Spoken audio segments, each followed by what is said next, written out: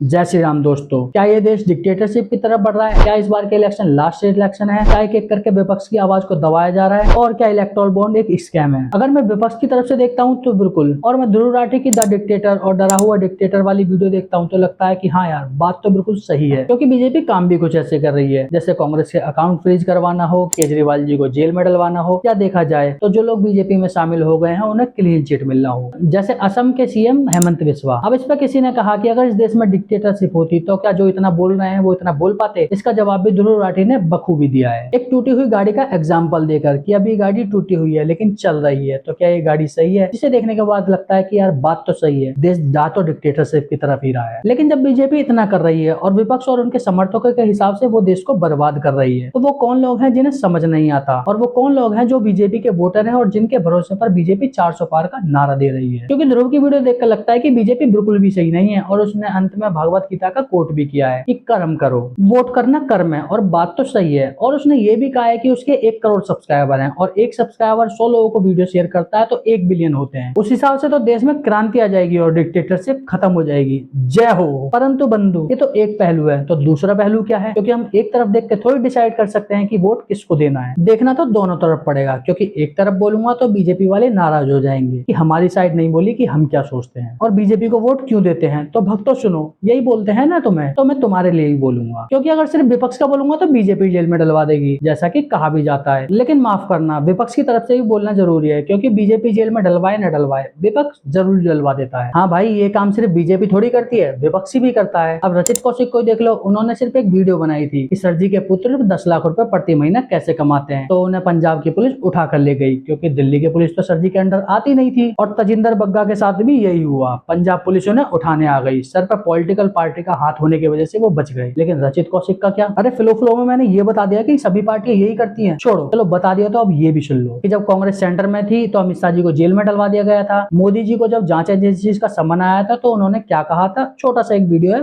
वो देख लो। की जांच के लिए जो एसआईटी की रचना की है, उस एसआईटी ने मुझको एक चिट्ठी लिखी थी, जिस चिट्ठी में 27 तारीख को मिलने के लिए बताया था, और आज 27 तारीख को मैं एसआईटी के सामने प्रस्तुत हूँ।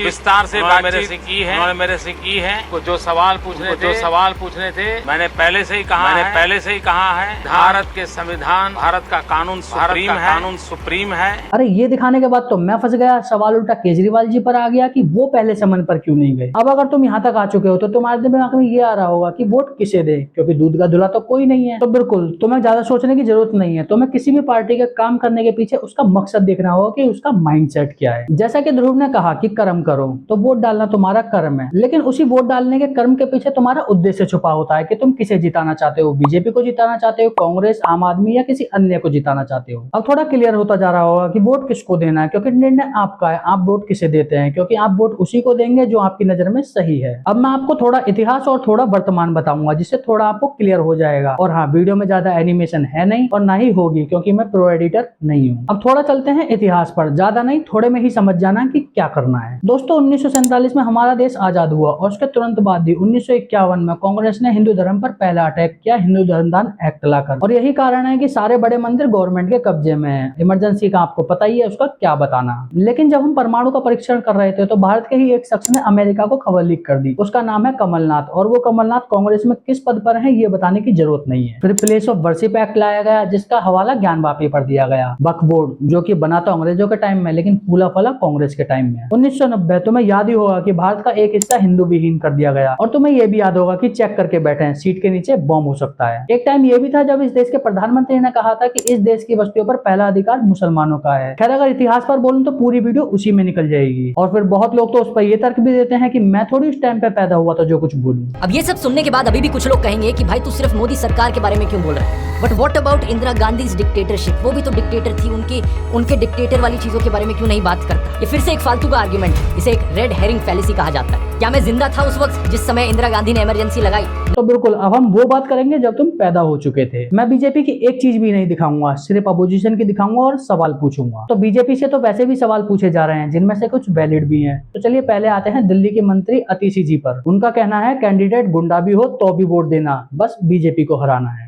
तो अगर आप यूपी में देखिए, बीजेपी को सिर्फ एसपी और बीएसपी की कोalition हरा सकती है और कोई नहीं हरा सकता।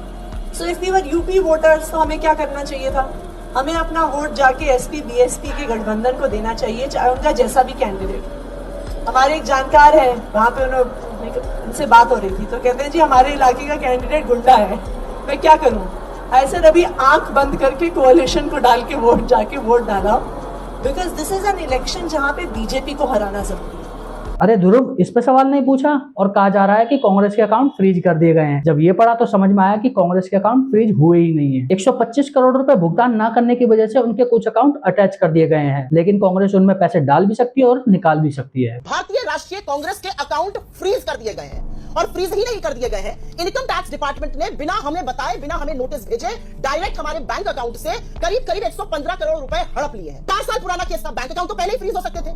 ये पैसा जो डिमांड का नाम पर हड़पा जा रहा है, ये पहले लिया जा सकता। आज पूरे शो में सुप्रिया जी ने शुरुआत की, उन्होंने कहा अकाउंट फ्रीज है, अकाउंट सीज है। आपने भी उसको एक बार दोहराया, अकाउंट फ्रीज नहीं है, अकाउंट पे लीन है। मेरी तो एजुकेशन पर उन्होंने सवाल उठाया, मैं पसमानदा मुस्लिम हो सकता है, उठा सकती है, वो तो हाईली एजुकेटेड यूरोप एजुकेटेड होंगी। लीन और सीज में फर्क तो जानती होंगी। लीन का मतलब यह है कि जितना आप ओ करते हो उतना छोड़कर आप बाकी खर्च कर सकते हो। मतलब कि अगर सुप्रिया के खाते में 500 करोड़ है तो वो 125 करोड़ छोड़कर 150 करोड़ छोड़कर अपना बाकी का पैसा जहां उनको लगाना है लगा सकती हैं। लीन और सीज। और अगर मैं झूठ बोल रहा हूं, अंजना जी अभी आप चेक कीजिए और मुझे अभी कैस्टिगेट कीजिए अगर मैं झूठ बोल रहा हूं, वरना आप सुप्रिया को बोलिए कि इतना बड़ा झूठ बोल गई। सुप्रिया जी, ये बात तो रिसर्च टीम ने देखकर बता दी है, पूरी तरह से अकाउंट फ्रीज नहीं है। 115 करोड़ का लेन है जो कि आपको वहां पर रखना होगा। ये झूठ क्यों? और एक खबर आ रही है कि केजरीवाल जी ईडी को अपने फोन का पासवर्ड नहीं दे रहे, उन्होंने अपना फोन ऑफ कर दिया है। इस पर सवाल नहीं पूछा तूने? राहुल गांधी और उसके नेता ओबीसी 80 में बांटने को लेकर डिस्कशन कर रहे हैं। You can only defeat Modi ji. You just remember it. And the caste census is the antidote for OBC, SC, ST and minority. You remember it. You have become the voice of the country. Just move ahead. Take certain people from OBC, SC, ST, minority communities, wherever their pockets are, on the route. Keep them there and they will address. You are the hero. You are the champion. इस पर सवाल कहाँ है तेरा? अब अखिलेश यादव जी इफ्तार party में तो गए लेकिन राम मंदिर में नहीं गए। तेरा सवाल कहाँ है? आप नेता राघव चड्ढा खालिस्तान समर्थक प्रीत गिल से लंदन में मिलते हैं, सवाल कहाँ है? राम मंदिर पर इतने सारे सवाल। दिल्ली में 100 करोड़ का हज हाउस बनवा दिया गया, उस पर कोई सवाल नहीं। आरटीआई ने खुलासा किया कि केजरीवाल जी ने 100 करोड़ रुपए वक्फ बोर्ड को दिए, लेकिन तेरा सवाल कहाँ है? केजरीवाल का 45 करोड़ का बंगला बना, लेकिन तेरा सवाल कहाँ है? केजरीवाल सर बोल रहे हैं कि घोटाला क्या है? अरे आप खुद ही देख लो। घोटाला है क्या? बट अरविंद जी, तो मतलब वो जैसे अन्ना जी कीचड़ फेंक रहे हैं, जम के कीचड़, रोज कीचड़ फेंक रहे हैं। स्टिंग आ गया जी, अरे स्टिंग आ गया तो सीबीआई से जांच करा के मनीष कह रहा है मेरे को गिरफ्तार कर लो, गिरफ्तार भी नहीं कर रहे। ऐसे देश आगे नहीं बढ़ेगा, ऐसे देश नंबर 1 नहीं बनेगा। भ्रष्टाचार हुआ है, जांच कराओ, पकड़ो, जेल में डालो। नौटंकी मत करो, सवेरे से लेके शाम तक ड्रामाबाजी करते हो, नौटंकी करते हो, पूरे देश का ध्यान भटकाते हो, इससे देश पीछे जाता है, इससे देश। इस पर सवाल क्यों नहीं पूछा? अब सोनिया गांधी पर अगस्ता घोटाला का आरोप केजरीवाल जी ने लगाया और कहा कि मोदी जी उन पर कार्रवाई क्यों नहीं करते, और उनकी धर्मपत्नी जी सोनिया गांधी के साथ बैठी हुई हैं। अगस्ता वेस्टलैंड हेलीकॉप्टर मामले में रिश्वतखोरी हुई है। इटली की एक अदालत ने ऑर्डर दिया है कि उसमें रिश्वतखोरी हुई, रिश्वत देके और वो हेलीकॉप्टर्स बेचे गए। उस ऑर्डर के अंदर सोनिया गांधी जी का नाम है, अहमद पटेल जी का नाम है, कई लोगों के नाम है, कई सीनियर कांग्रेस के लोगों के नाम है। मोदी सरकार उनकी जांच क्यों नहीं कर रही? मोदी सरकार उनको गिरफ्तार करके उनकी जांच क्यों नहीं कर रही? सबसे पहले जांच तो करे, जांच करने के लिए पुलिस रिमांड तो लेनी पड़ेगी, उनसे पूछना तो पड़ेगा भाई आपका नाम आया है, ये सबूत है आपके खिलाफ, उनकी जांच क्यों नहीं कर? अरे सवाल कहाँ है? और तो और ये शराब घोटाले का आरोप कांग्रेस ने आम आदमी पार्टी पर लगाया, बीजेपी नहीं। लेकिन तेरा सवाल कहाँ है? खालिस्तानी पन्नू, जिसने कहा कि केजरीवाल जी को उन्होंने लगभग 133 करोड़ रुपए दिए बुल्लर को छुटाने के लिए, लेकिन तेरा सवाल कहाँ है? तू तो इस पर डिफेंड करने भी नहीं आया। रिसर्च करते टाइम मुझे ये वीडियो मिली, शायद ये लोग महागठबंधन की रैली में गए होंगे, उसके बदले उन्हें ये मिली होगी, क्योंकि ये बोल भी रहे हैं कि केजरीवाल जी की देन है। डुप्लीकेट दारू और पिए इतने चौड़े बना केजरीवाल की देन है ये सब।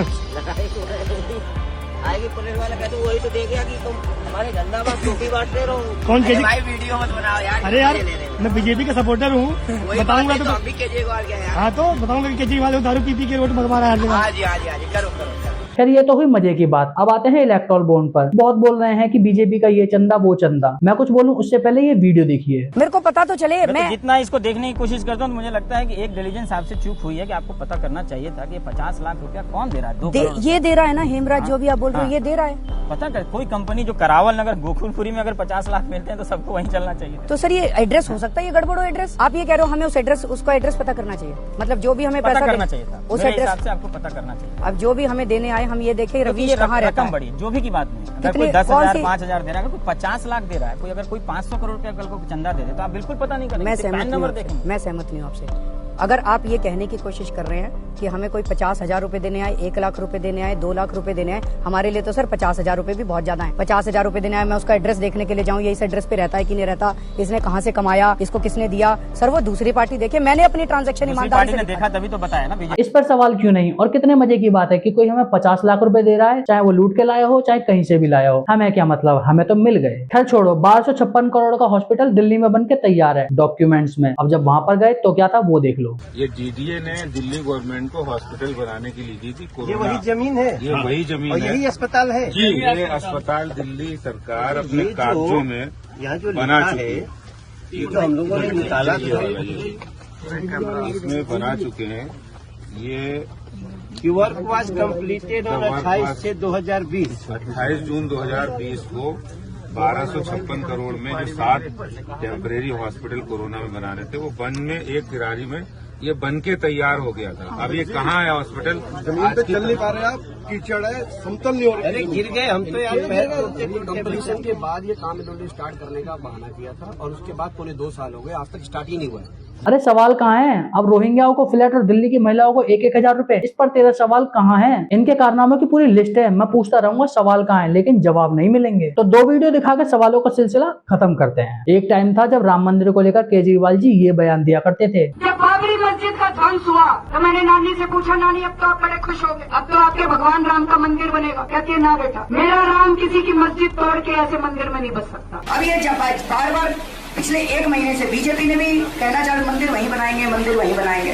हम कहते जी कब बनाओगे, कहते डेट नहीं बताएंगे, लेकिन 5 साल में, हर 5 साल में मंदिर वहीं बनाएंगे। मैं सोच रहा था कि अगर Jawaharlal Nehru ji steel authority of India की जगह मंदिर बना देते तो क्या इस देश का विकास हो सकता था। लेकिन जब राम मंदिर बन गया तो ये बोले, मुझे तो इनवाइट नहीं किया गया।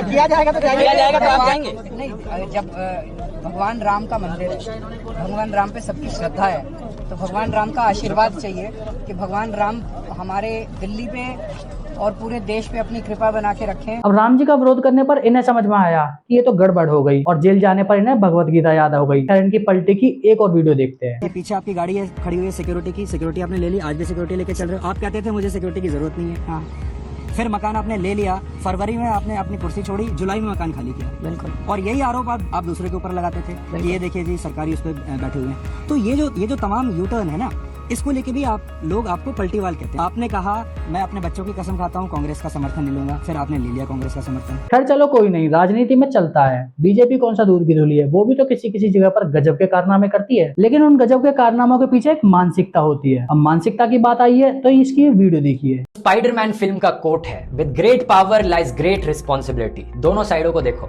किस साइड के पास ज्यादा पावर है, बड़ा ऑब्वियस है।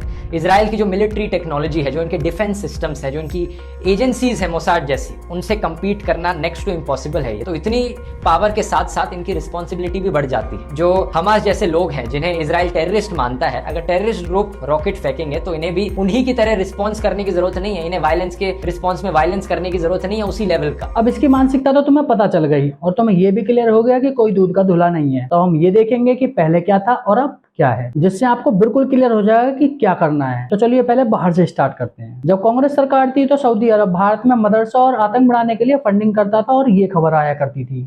Saudi Arabia is the primary manifestation of Islam. It points a strong finger to Saudi Arabia and the role they played in funding the 9/11 attack. The world has a right to know the role that Saudi Arabia plays in funding terrorism. Who funds so-called terrorism? A report in the UK points to Saudi Arabia. They promote attacks on symbols of Western culture like concerts at Manchester and the Bataclan Theatre. ये इतना ज्यादा था कि पाकिस्तान भी बोलता था कि Saudi terrorism फैला रहा है। बात हंसने की है लेकिन सच है। लेकिन जब मोदी जी आए और उनसे मिले तो सऊदी और यूएई से ये खबर आने लगी। Yoga is on the rise in Saudi Arabia.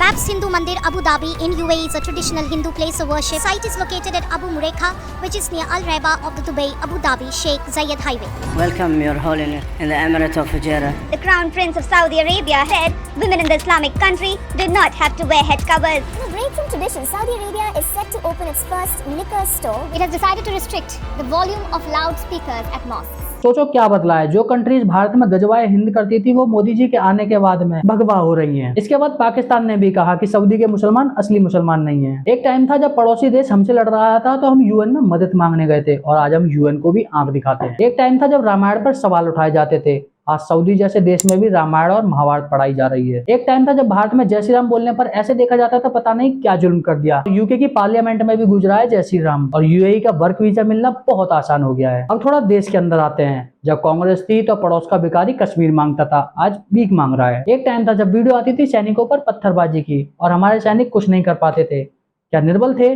नहीं, हाथ बांधे थे कांग्रेस ने। एक टाइम था जब बॉम्ब ब्लास्ट आम बात थी। क्या जांच एजेंसी कमजोर थी? नहीं, लेकिन उनकी बात सुनने की नीयत नहीं थी। एक टाइम था जब कोई कंट्री हमारे देश के बारे में बोलती थी तो लगता था देश पर खतरा मंडरा रहा है, लेकिन आज कनाडा और जर्मनी को 5 और 3 मिनट में भगा दिया जाता है। एक टाइम था जब राम मंदिर के लिए हजारों लोगों ने जान दी थी और कहा गया था राम जी थे ही नहीं। वो मुद्दा ऐसा मुद्दा था कि उसके अलावा कोई कुछ सोचता ही नहीं था और वो मुद्दा ही खत्म। ऐसे बहुत से काम है जो वीडियो में कवर नहीं हो सकते, लेकिन विपक्ष और उनके समर्थकों का कहना है कि बीजेपी हिंदू और मुस्लिम करती है और जर्मनी से आवाज आती है कि मोदी डिक्टेटर है। वैसे डिक्टेटरशिप है भी, क्योंकि वो लोग कहते थे अगर 370 को छुआ तो खून की नदियां बहेंगी। ऐसे भड़काने वाले लोगों को नजरबंद किए बिना ये संभव था क्या? तो उनके लिए डिक्टेटरशिप है, क्योंकि आरती की थाली ले जाके थोड़ी 370 हटती। अब वो कहते थे कि राम मंदिर का फैसला आया तो दंगे हो जाएंगे और शायद वो ही इसे सॉल्व नहीं कराना चाहते थे। तो क्या बिना कर्फ्यू के वो संभव था क्या? तो बिल्कुल, उन्हें लगेगा डिक्टेटरशिप है। न जाने कितने स्पेशल अधिकार देकर एक कम्युनिटी को बढ़ाना मकसद था, लेकिन बीजेपी यूसीसी लाकर सबको बराबर कर रही है और ये कुछ नहीं कर पा रहे, तो डिक्टेटरशिप इनके लिए तो है। वो रोहिंग्या और बांग्लादेशी मुसलमानों को बसाकर एक शब्द नहीं बोलते और सीए पर बोलते हैं कि भारत में दंगे हो जाएंगे। ये तो केजरीवाल जी ने भी कहा था, लेकिन सीए फिर भी लागू हुआ और ये कुछ नहीं कर पाए, तो इनके लिए डिक्टेटरशिप है। वो सनातन संस्कृति को खत्म करने की बात करते हैं और बीजेपी सनातन संस्कृति को आगे बढ़ा रही है और उनकी आवाज को दबा रही है, तो उनके लिए डिक्टेटरशिप है। दिल्ली के महिलाओं को 1000 रुपए और वो भी सबको नहीं, और वक्फ बोर्ड को 100 करोड़ रुपए, ये बीजेपी होने नहीं देना चाहती, तो उनके लिए तो डिक्टेटरशिप है। जब देश आजाद हुआ था तो भारत में मदरसा और गुरुकुल कितने थे और आज कितने हैं, इसी अंतर को बीजेपी खत्म करना चाहती है और ये कुछ नहीं कर पा रहे, तो डिक्टेटरशिप इनके लिए है। ये बेरोजगारी का ढिंडोरा तो पीटता है लेकिन पॉपुलेशन पर नहीं बोलते और बीजेपी उस पर बोलती है, तो इनके लिए डिक्टेटरशिप है। ये 20% को खुश करने के लिए 80% को भगवा आतंकवाद और हिंदू तालिबान कहकर बुलाते हैं और बीजेपी ना ये करती है और ना करने देती है, इसीलिए के लिए डिक्टेटरशिप है। और अंत में बीजेपी की रैली में पाकिस्तान जिंदाबाद का एक भी नारा दिखा दो, मैं विपक्ष के कितने केस दिखा दूंगा। यकीन नहीं आता तो कमेंट कर देना, मैं स्पेशल वीडियो बना दूंगा। और बस यही अंतर है सोच का। जैसा कि मैंने स्टार्टिंग में भी कहा कि दूध का दूल्हा कोई नहीं है, सब राजनीति कर रहे हैं, लेकिन राजनीति करने के पीछे मकसद क्या है वो जानना जरूरी है। मैं महाभारत का एक पार्ट बताता हूँ जिससे आपको समझ में आ जाएगा। यार महाभारत के मामा सुकनी को तो आप जानते होंगे, उसने कितना छल किया था और उसका उद्देश्य गलत भी था, लेकिन जब वो भगवान श्री कृष्ण से मिलता है तो वो बोलता है तुम छल करोगे। इस युद्ध को धर्म युद्ध कहकर आप सारे आर्यवर्ग को हल रहे, इस सारे संसार यदि मुझसे पाप कोई कपटी है तो वो केवल आप है। समझ रहे हो? जिसने छल करके पांडवों को वन भिजवाया, द्रौपदी का चीरहरण करवाया, वही बोल रहा है कि तुम छल करोगे। लेकिन उस पर भगवान बोलते हैं कि छल तो होगा मामा श्री, क्योंकि ये खेल ही छल से शुरू हुआ था, तो छल तो होगा और धर्म के लिए होगा, और यदि छल का आश्रय धर्म है तो छल भी धर्म है। ये धर्म युद्ध ही है मामा श्री, यहाँ बल का प्रयोग भी होगा और छल का भी। यहाँ धर्म के लिए अधर्म किए जाएं, सत्य का रक्षण करने के लिए असत्य कहे जाएं, जीवन के लिए मृत्यु दी जाए, नव निर्माण के लिए अवश्य पूर्ण विध्वंस किया जाए। तो समझो, यदि छल करने से राम मंदिर मिल सकता है तो छल होना चाहिए। छल करने से यदि हम 2047 तक विश्व गुरु बनने के लिए अग्रसर हैं तो छल होना चाहिए। छल करने से यदि टेरर फंडिंग करने वाला सऊदी भी योगा अपनाता है तो छल होना चाहिए। छल करने से यदि 2 की जगह आज लगभग 22 एम्स मिलते हैं तो छल होना चाहिए। छल करने से यदि हम दुनिया की 5वीं अर्थव्यवस्था बन चुके हैं और 3री बनने के लिए अग्रसर हैं तो छल होना चाहिए। छल से यदि बुलेट ट्रेन, वंदे भारत, अत्याधुनिक रेलवे स्टेशन और एयरपोर्ट तेजी से बढ़ रहे हैं तो छल होना चाहिए। और यदि भीष्म, कर्ण और द्रोणाचार्य द्रौपदी के चीरहरण पर चुप थे और जब अर्जुन ने दुर्योधन का वध करने के लिए गांडी उठाया तो वो उसी के समक्ष युद्ध भी करने के लिए खड़े हो गए, तो उसी छल से उनका वध भी होना चाहिए। आज हम यही समाप्त करते हैं और तुम्हें लगता है कि मैं सही हूँ तो इसे अपने मित्रों के साथ जरूर शेयर करें और उनसे बोलें कि इसे देखें और समझें। हम मिलेंगे अगली किसी ऐसी ही वीडियो में, जब तक के लिए जय श्री राम।